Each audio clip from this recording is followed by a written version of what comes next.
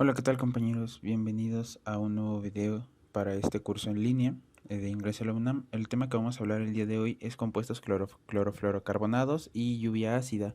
Estos compuestos clorofluorocarbonados están representados con esta molécula o este compuesto que tenemos aquí a la derecha, en donde el mismo nombre me está mencionando qué elementos tenemos presentes, que sería el cloro, el flúor y el carbono, que son los que tenemos aquí presentes. Y ahorita vamos a ver la importancia de estos clorofluorocarbonos y su relación con el adelgazamiento de la capa de ozono. Para ello vamos a hablar primero de la capa de ozono. Esta capa de ozono la vamos a poder ver representada aquí en este globo terráqueo de color azul y verde, y este color azul más fuerte como azul rey me va a representar un pequeño agujero en esta capa de ozono. Esta imagen les estoy hablando que fue tomada en 1979. Entonces vamos a hablar de lo que es la capa de ozono.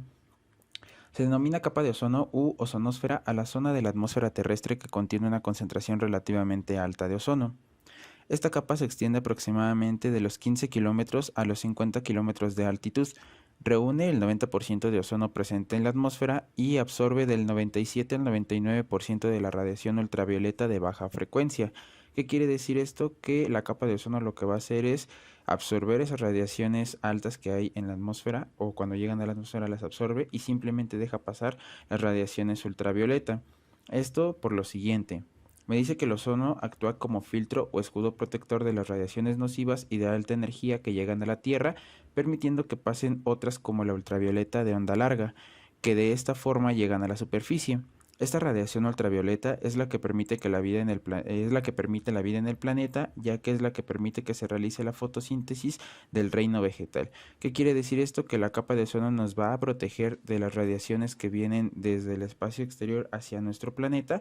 Únicamente va a permitir que pase la luz ultravioleta, con la cual se va a permitir la fotosíntesis en las plantas, un proceso que ya conocemos desde biología. Entonces nada más recordemos que el ozono también lo podemos representar como O3. Ahora vamos a hablar de los compuestos clorofluorocarbonados y el adelgazamiento de la capa de ozono.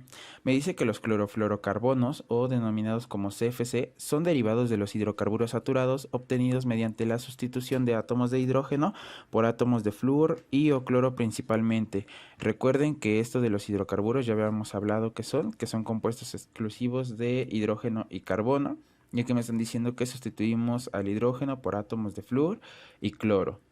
Luego me dice que los clorofluorocarbonos tienen una gran persistencia en la atmósfera de 51 a más o menos 200 años. Quiere decir que estos CFC pueden permanecer allí en la atmósfera hasta 200 años. Con el paso del tiempo alcanzan la atmósfera, donde se disocian por acción de la radiación ultravioleta, liberando el cloro, y este comienza en el proceso de destrucción de la capa de ozono. Ahorita vamos a hablar de esto de átomos de cloro. ¿Qué quiere decir esto de que se disocian por acción de la radiación ultravioleta?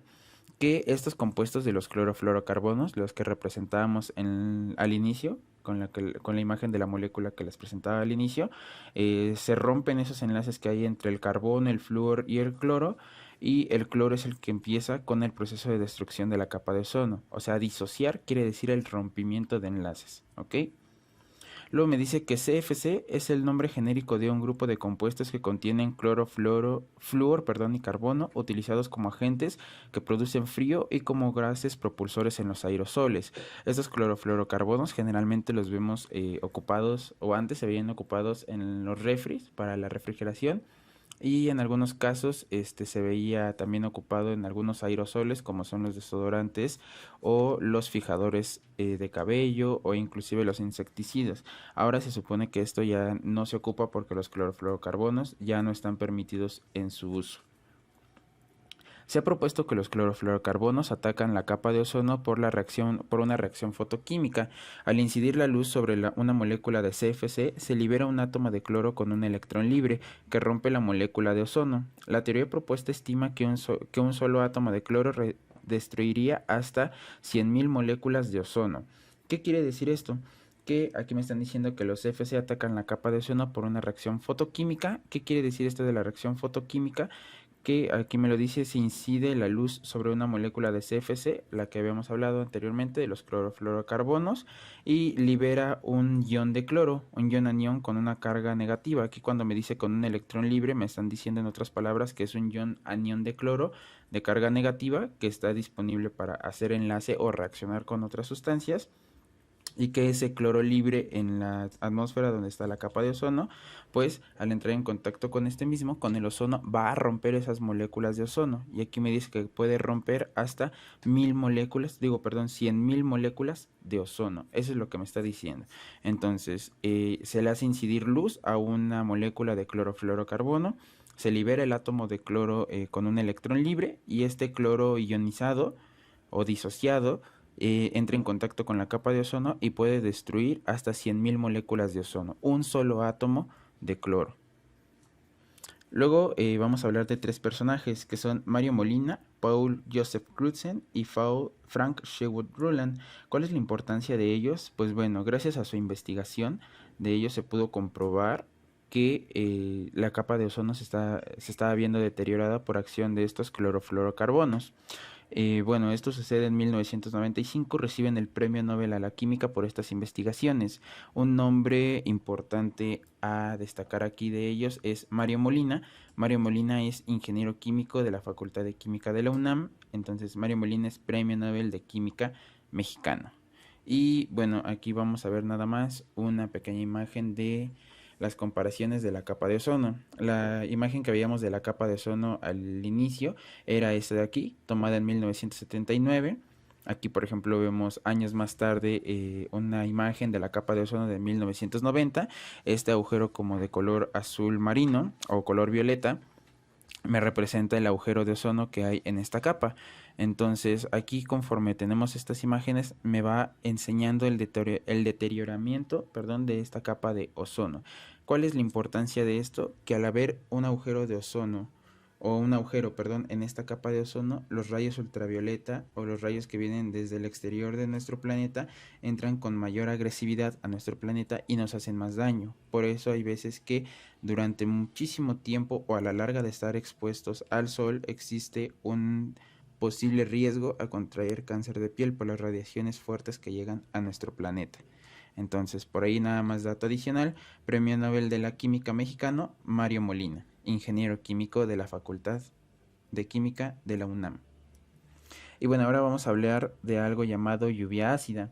Me dice que se denomina lluvia ácida a la combinación de la humedad del aire con óxidos de nitrógeno, con dióxido de azufre y trióxido de azufre emitidos por fábricas, centrales eléctricas, calderas de calefacción o combustión de productos derivados del petróleo que contengan azufre.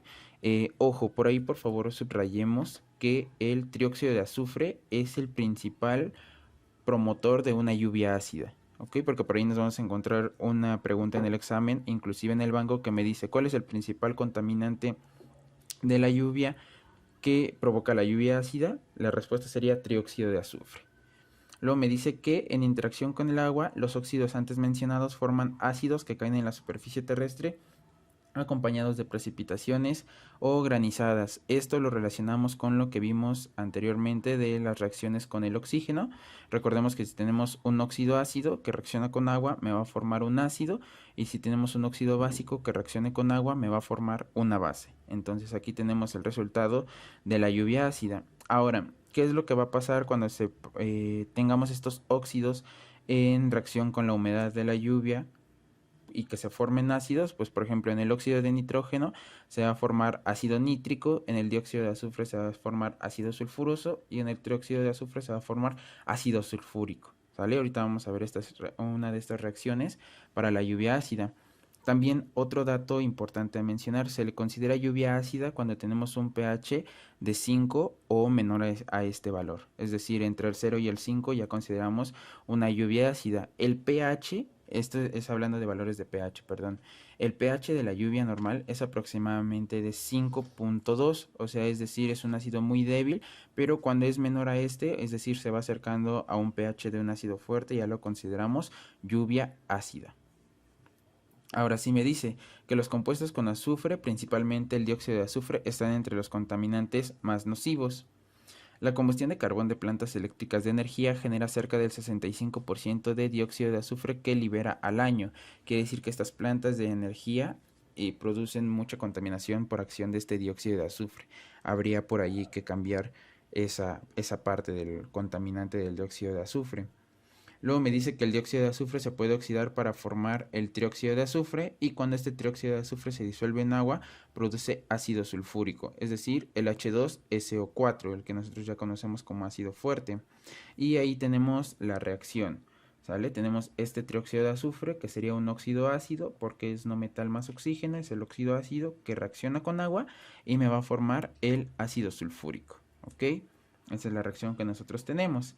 Ahora me dice abajo, debido a que los ácidos reaccionan con metales y con carbonatos, ahí dice carbonaros, pero decir carbonatos, la lluvia ácida es corrosiva tanto para los metales como para los materiales de piedra. Por ejemplo, el mármol y la piedra caliza, cuyo componente principal es el carbonato de calcio, es decir, el CaCO3. Y aquí vamos a tener una reacción que también ustedes tienen aquí en la teoría. Por favor, subrayenla y apréndansela de memoria. ¿Qué quiere decir esto? Es lo que me está diciendo, o es la interpretación de lo que me está diciendo este texto.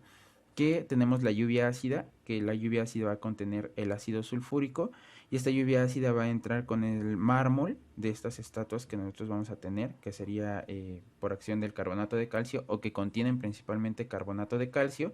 Entonces vamos a tener una interacción entre el ácido sulfúrico de la lluvia ácida y el carbonato de calcio del mármol, para que se deterioren y me produzcan una sal llamada sulfato de calcio, agua y dióxido de carbono.